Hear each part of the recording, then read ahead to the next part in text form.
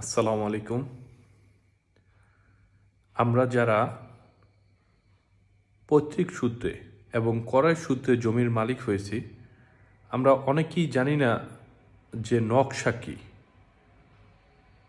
মৌজা ম্যাপ।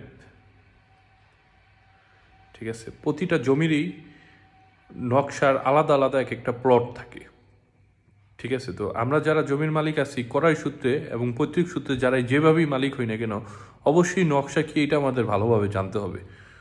বাংলাদেশের গভর্নমেন্টের রেকর্ড যেটাকে আমরা বলি, ঠিক আছে, রেকর্ড গভর্নমেন্ট যে খতিয়ান রেকর্ডের মাধ্যমে যে খতিয়ান করে, এই খতিয়ানের এগেনস্টে তারা আগে নকশা করে। ঠিক আছে, আপনার জানতে হবে যে এই নকশাটা কোনটা, সিএস নকশা, এস এ নকশা, আর এস নকশা, বিআরএস নকশা, কোন নকশাটা। তো এখন লেটেস্ট হলো বিআরএস।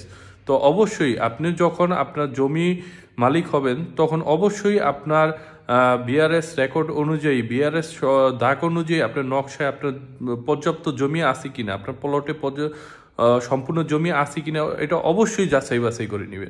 তো এই জন্য আপনার নকশা বোঝাটা জানাটা খুবই জরুরি, খুবই জরুরি।